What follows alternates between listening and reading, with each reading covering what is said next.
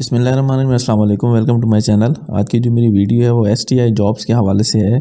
तो STI jobs आपको पता है टीचिंग जॉब है, स्कूल टीचिंग इंटर्नी की। तो इन जॉब पे अप्लाई कैसे करना है, इनके लिए क्वालिफ़िकेशन क्या क्या रिक्वायर्ड होगी, इनका सिलेबस क्या होगा, इनकी पे पैकेज क्या होगा, इन पे अप्लाई कैसे करना है, तमाम बातों की तफसील हम आपको इस वीडियो के अंदर बताएंगे। तो वीडियो को एंड तक देखिएगा। तो ये स्कूल टीचर इंटर्नी का जो ऐलान हुआ है, आप लोगों ने भी इसका ट्वीट वगैरह या इसकी न्यूज़ देखी होगी कि इसका बाज़ाब्ता तौर पे ऐलान हो चुका है कि कैबिनेट से ये अप्रूव हो चुकी हैं। तो मैं इसके अंदर आपको बताऊंगा कि इस पर अप्लाई वगैरह कैसे करना है, उसके लिए क्वालिफ़िकेशन क्या चाहिए। तो सबसे पहले आप देखें कि एकेडमिक क्वालिफ़िकेशन जो है, जहां आप अप्लाई करना है high and higher secondary school, तो उसके लिए आपकी जो क्वालिफ़िकेशन चाहिए वो एमए एमएससी बीएस ऑनर्स चाहिए। ठीक है, यानी आपकी 16 ईयर ऑफ एजुकेशन होनी चाहिए। और अगर आपका एमएड और या बीएड में से है तो आपको प्रेफरेंस दी जाएगी। ठीक है, अगर आपकी प्रोफेशनल क्वालिफ़िकेशन है तो आपको उसके अंदर जो है प्रेफरेंस दी जाएगी सिलेक्शन के टाइम। एज लिमिट इसके लिए जो है 21 से 45 साल तक है।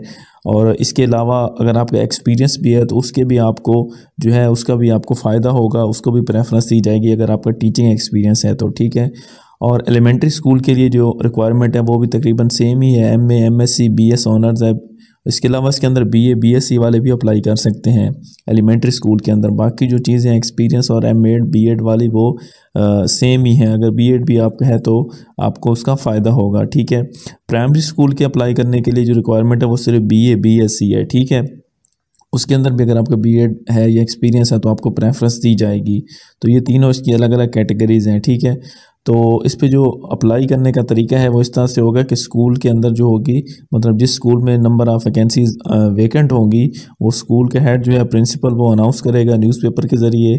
और आपने जो अप्लाई करना है उसके ऊपर ऑनलाइन अप्लाई करना है। इनका जो पोर्टल बना हुआ होगा आपने उस पर ऑनलाइन अप्लाई करना है। ठीक है, उसके बाद जो है इसकी स्क्रूटनी वगैरह होगी। और इसके अलावा जो इसकी मेरिट लिस्ट होगी वो भी पोर्टल पे ही आवेज़ा की जाएगी, पोर्टल पे ही डिस्प्ले की जाएगी। ठीक है, और इसके बाद जो शॉर्ट लिस्टेड कैंडिडेट्स होंगे जो मेरिट पे सबसे पहले आ रहे होंगे तो उनको इंटरव्यू के लिए बुलाया जाएगा। और उनका जो इंटरव्यू होगा वो भी स्कूल के अंदर ही होगा। ठीक है, जो इंटरव्यू का है वो तकरीबन 3 दिन पहले बताया जाएगा आपको, और 3 दिन के बाद आपका जो है इंटरव्यू होगा। फिर इसके बाद जो है आपकी जो अगर सिलेक्शन हो जाती है तो आपका जो है पोर्टल पे भी बता दिया जाएगा, और वैसे भी आपको आपके सिलेक्शन के हवाले से बता दिया जाएगा। ठीक है, अच्छा, इसके बाद आपको जो है हायरिंग लेटर है वो आपको दिया जाएगा। वो मैं आपको दिखा भी देता हूँ कि वो किस तरह का होगा। ठीक है, और इसके अलावा जो है इसकी जो दूसरी चीज़ है कि जो हायरिंग कमेटी कौन कौन सी होगी, तो उसके अंदर एक प्रिंसिपल जो होगा स्कूल का वो होगा, कंसर्न्ड एई होगा, और 1 पेरेंट मेंबर फ्राम एसएमसी होगा। ठीक है, तो ये इसके अंदर जो होंगे वो मेंबर्स होंगे। अच्छा, इसके अंदर मैं आपको क्वालिफ़िकेशन मार्क्स क्राइटेरिया भी बता देता हूँ। इसके अंदर जो बैचलर के हैं, इसके अंदर जो मास्टर के नंबर हैं वो 40 हैं। ठीक है, अब ये आपने देखना है कि आप इसमें किस लेवल के अंदर फॉल कर रहे हैं। अगर आपके फ़र्ज़ करें यहाँ पे 80% है सेमेस्टर सिस्टम के अंदर अगर आप पढ़ा है आपने, या 70% है आपके जो है एनुअल सिस्टम के अंदर, तो आपको उसमें से 36 नंबर मिलेंगे। ठीक है, मास्टर के अंदर।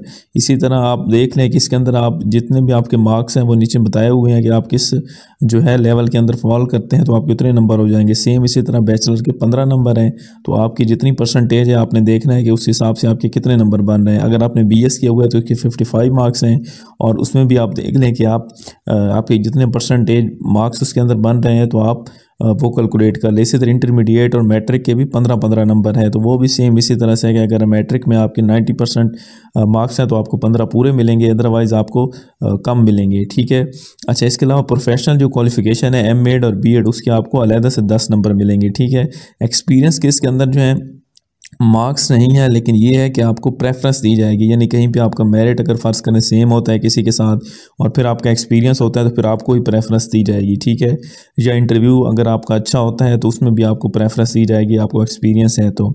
इंटरव्यू के जो नंबर है वो भी 5 नंबर हैं। ठीक है, तो ये कुल मिला के फिर मेरिट बनेगा सारी सिलेक्शन का। तो फिर उसके बाद जो होगा आपकी जो है सिलेक्शन अगर होती है, मेरिट के अंदर आते हैं तो फिर आपकी जो है सिलेक्शन हो जाएगी। ठीक है, तो इसके अंदर फिर बताया गया है कि जो आपने मतलब स्कूल के अंदर आना है तो आपने पंक्चुअल होना है, आपकी जो होगी अटेंडेंस वगैरह लगेगी। ठीक है, आपने कोई मिसकंडक्ट वगैरह ना हो, और कोई आपने स्कूल की प्रॉपर्टी को नुकसान नहीं पहुँचाना। मतलब ये जनरल सी बातें लिखी हुई हैं। ठीक है, इसके अलावा जो है आपकी प्लानिंग आपकी होनी चाहिए लेसन्स के लिए, और डिलीवरी ऑफ लेसन जो है वो आपका अच्छा होना चाहिए। होमवर्क आपने स्टूडेंट्स का डेली चेक करना है, ठीक है। इसके अलावा अटेंडेंस और परफॉर्मेंस जो आपके वो स्कूल का हेडमास्टर भी चेक कर सकता है, प्रिंसिपल भी चेक कर सकते हैं, एईओ, डिप्टी एईओ, ये सारे कर सकते हैं, ठीक है। अच्छा, इसके ऊपर जो इसकी जो पे पैकेज है मंथली जो इसको मिलेगा वो इस तरह से है कि अगर आपकी प्राइमरी स्कूल के अंदर जॉब होती है तो आपको 38,000 का जो है आपको जो है सैलरी मिलेगी। एक तरह से आपको जो सैलरी मिलेगी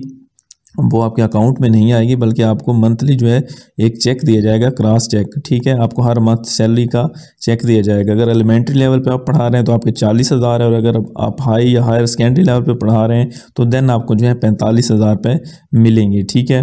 इसके अलावा आपकी जो पोस्ट होगी वो नॉन ट्रांसफरेबल होगी, ठीक है। अच्छा, इसके अंदर एक और चीज़ भी थी, ऊपर मैं आपको बताना स्किप कर गया। उसके अंदर ये था कि जो आपकी सिलेक्शन होगी वो आपके कंसर्न जो आपका विलेज यूनियन कौंसल मतलब जो भी होगा आपका, उसके अंदर आपकी नंबर जो आपकी वैकेंसी जो है वेकेंट होगी तो फिर आपको प्रेफरेंस दी जाएगी, ठीक है।